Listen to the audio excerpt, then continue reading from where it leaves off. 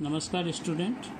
आज हम इस वीडियो में डिस्कस करेंगे फाइल से रिलेटेड ऐप स्कैनएप फंक्शन। ओके, तो अभी तक हमने जो डिस्कस किए हैं वो हमने app open, app print F और ऐप क्लोज फंक्शन हमने डिस्कस किए हैं।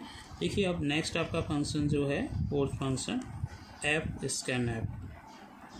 ऐप स्कैनएप क्या करता है? देखिए जैसे स्कैनएप क्या करता है, यूजर से कोई भी इंफॉर्मेशन लेता है किसी वेरिएबल के अंदर। ऐसे ऐप स्कैनएप फंक्शन क्या करेगा कि कोई भी इंफॉर्मेशन यदि आपको किसी फाइल में से रीड करनी है किसी वेरिएबल में और उसके बाद आपको कंसोल पे यानी कि स्क्रीन पे डिस्प्ले करवाना है, तो फाइल्स में से कोई भी इंफॉर्मेशन रीड करने के लिए ऐप स्कैनएप फंक्शन का प्रयोग किया जाएगा। ठीक है, तो using this function read information from particular file। ठीक है, from a particular file। अब वो फाइल किस मोड में ओपन होनी चाहिए? रीड मोड में ओपन होनी चाहिए। ये विशेष तौर पे आप ध्यान रखें। ठीक है, इस तरह से जैसे देखिए हमने एक फ़ाइल बनाई थी डेटा नाम से, ये इस तरह से उसमें इंफॉर्मेशन थी आपकी। तो वो हम यहाँ पर एक बार एग्जांपल के तौर पे और सिंटैक्स दोनों डिस्कस कर लेते हैं। पहले मैं फ़ाइल बना देता हूँ यहाँ पे, जैसे data.txt आपकी फ़ाइल है जिसमें हमने यहाँ पर स्टूडेंट का नाम राम था, यहाँ पे उसकी एज 22 और यहाँ पे कुछ मार्क्स थे उसके, है ना, 60 भी इस तरह से फ्लोट, और ये गैप था और यहाँ पे नेक्स्ट रिकॉर्ड्स थे आपके। ठीक है, तो देखिए इसका सिंटैक्स की बात करते हैं पहले। सिंटैक्स तो ऐप स्कैनएप फंक्शन में सबसे पहले जो भी हम यहाँ पे पैरामीटर देंगे वो पैरामीटर आपका फाइल पॉइंटर होगा, ये ध्यान रखना है आपको। ठीक है, फाइल पॉइंटर के बाद सारे के सारे फॉर्मेट स्पेसिफायर होंगे, किस सीक्वेंस में वहाँ पर है वो सारी चीज़ें आपको स्पेसिफाई करनी पड़ेगी। और यहाँ पे एड्रेस ऑपरेटर डाल के फिर वेरिएबल की लिस्ट जो भी होगी, हर वेरिएबल के लिए एड्रेस ऑपरेटर आपको देना होगा और इस तरह से वो वेरिएबल में इंफॉर्मेशन रीड करेगा। अब देखिए हमें यहाँ पर 1 2 3 4 ये 4 इन्फॉर्मेशन हमें रीड करनी है। तो 4 इन्फॉर्मेशन रीड करनी है तो हमें 4 वेरिएबल बनाने होंगे। ठीक है, और ये चारों वेरिएबल मैं यहाँ पे बना देता हूँ एग्जांपल के तौर पे। जैसे हमने एक कैरेक्टर टाइप का कोई भी नाम से आप बना दीजिए, NM20 साइज़ का हमने बना दिया यहाँ पे। ठीक है, इस तरह से इंटीजर टाइप का हमने एज बना दिया यहाँ पर। इसी तरह से हमने फ्लोट टाइप के 2 वेरिएबल बना दिए, एक M1 और एक M2। ठीक है, अब इनमें हमें क्या करनी है, इन्फॉर्मेशन रीड करनी है, ये सारी इन्फॉर्मेशन। तो वो हम कैसे रीड करेंगे? तो ऐप स्कैनएप देखिए जब भी फाइल ओपन होगी तो यहाँ पे मैं पूरा तरीका बता देता हूँ फाइल को कैसे ओपन करेंगे वो भी। जैसे यहाँ देखिए फाइल पॉइंटर तो है ही हमारे पास FILE। ठीक है, जैसे ये फाइल पॉइंटर आपका FP है। ठीक है, अब यहाँ पे क्या करेंगे, इस FP के अंदर आपको इस फाइल का एड्रेस डालना, तो ओपन कैसे करेंगे, है ना। तो FP assign app open function आप यूज़ करेंगे। ऐप ओपन के अंदर यहाँ पर उस फाइल का नाम दे दिया आपने data.txt। अब देखिए पढ़ रहे हैं हमने, है ना, हमें पढ़ना है, इन वेरिएबल में वैल्यू लेनी है, रीड करना, तो किस मोड में आएगी यह फाइल आपकी? रीड मोड में। ठीक है, R stand for read mode. Okay, right mode नहीं करेंगे, राइट मोड करते ही तो वो वहाँ पे लिखना शुरू कर देगा, तो हमें तो रीड करना है तो रीड मोड यहाँ पे R यूज करेंगे आप। ठीक है, इस तरह से। चलिए अब ये फाइल ओपन हो गई, एड्रेस इसमें चला गया, हमें ये इन्फॉर्मेशन इन वेरिएबल में चाहिए जो खाली हैं आपके। तो कैसे? देखिए तरीका बहुत सिंपल सा, आप ऐप स्कैनएप यूज करेंगे।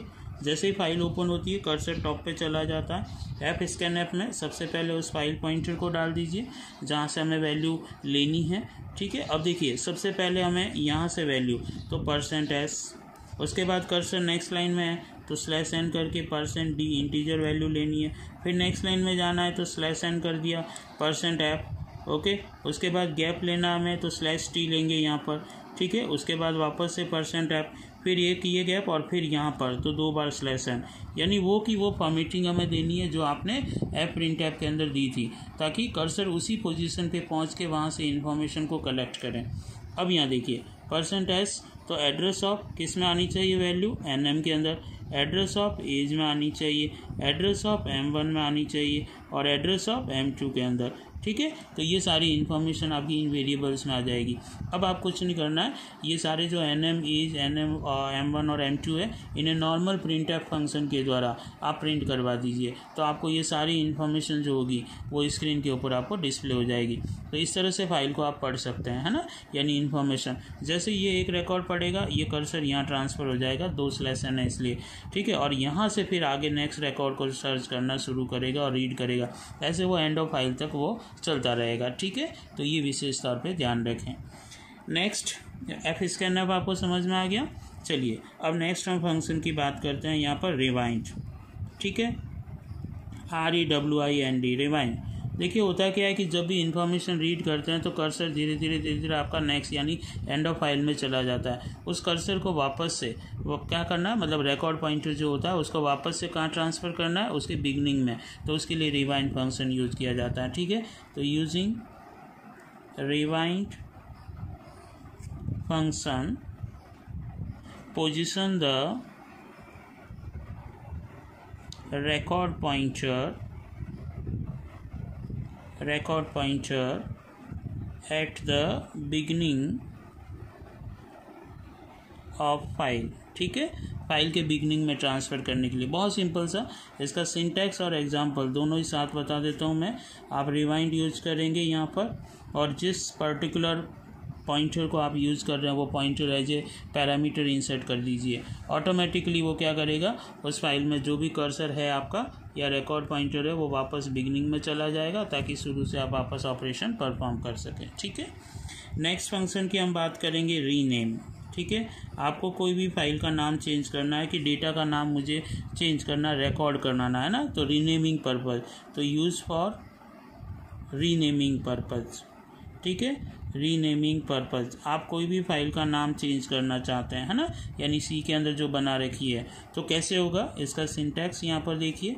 आप रीनेम एज इट इज़ लिखेंगे, जो भी ओल्ड फाइल है उस ओल्ड फाइल का नाम विथ एक्सटेंशन, ध्यान रखना है ये, ठीक है। ओल्ड फाइल नेम यहाँ लिखेंगे, उसका नया नाम क्या देना है, तो नया नाम आप यहाँ पे देंगे new file name with extension, ठीक है, बिना एक्सटेंशन नहीं देना है आपको, है ना, ये विशेष तौर पे ध्यान रखें आप, ठीक है।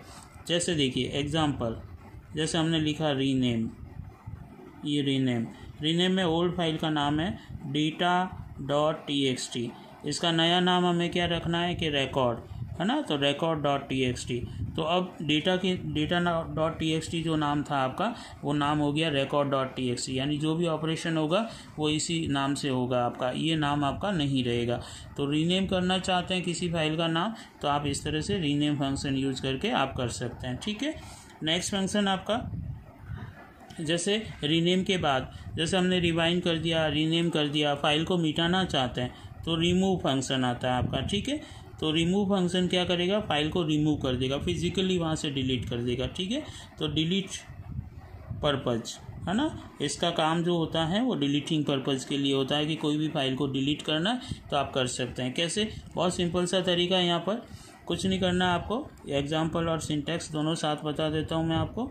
देखिए आप रिमूव और फाइल का नाम देना बाकायदा, ठीक है। जैसे मान लीजिए डेटा नाम से फाइल थी, सपोज करो, है ना, तो data.txt दे देंगे, है ना, तो वो हटा देगा। और रिकॉर्ड होगी तो यहाँ पे record.txt, जैसे मैं यहाँ दोनों बता देता हूँ, है ना, रिमूव, और यहाँ पर आप लिख देंगे record.txt, ठीक है, इस तरह से। तो जो भी फाइल होगी वो आपकी रिमूव कर दी जाएगी फिजिकली, ये विशेष तौर पे ध्यान रखें। तो इस तरह से हमने इस वीडियो के अंदर जो फंक्शन हमने डिस्कस किए हैं वो आपका, एक तो fscanf फंक्शन डिस्कस किया। तो fscanf फंक्शन हमेशा फाइल में से इंफॉर्मेशन को रीड करता है, ठीक है, और जब भी किसी फाइल को रीड करनी होती है तो उसे ओपन करते समय ध्यान रखें कि वो R मोड के अंदर ओपन हो आपकी फाइल, ठीक है, इस तरह से।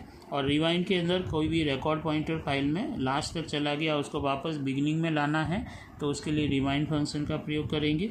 रीनेम के द्वारा हम किसी भी ओल्ड फाइल को नया नाम दे सकते हैं, ठीक है, और रिमूव के द्वारा हम उस फाइल को फिजिकली रिमूव कर सकते हैं, डिलीट कर सकते हैं, ठीक है। तो ये विशेष तौर पे आप ध्यान रखें। तो देखिए जो आपकी फाइल की बात की हमने यहाँ पर, है ना, बाइनरी और टेक्स्ट फाइल दोनों के अंतर्गत, तो एक विशेष तौर पे ध्यान रखें आप यहाँ पर कि टेक्स्ट फाइल के अंतर्गत जो भी इंफॉर्मेशन आपको जैसे ओपन करना है, क्लोज करना है, रिवाइंड है, रिमूव है, रीनेम है, तो ये सारे फंक्शन एज इट इज आपके चलेंगे, ठीक है। लेकिन जब भी अपन बात करते हैं कि फाइल में लिखना या पढ़ना है, तो टेक्स्ट फाइल के लिए जो हमने अभी डिस्कस किया है printf और fscanf, वो फंक्शन यहाँ पे काम करेंगे। बाइनरी फाइल के लिए जो फंक्शन होंगे वो कुछ अलग होंगे, जिनको हम नेक्स्ट वीडियो के अंदर हम डिस्कस करेंगे।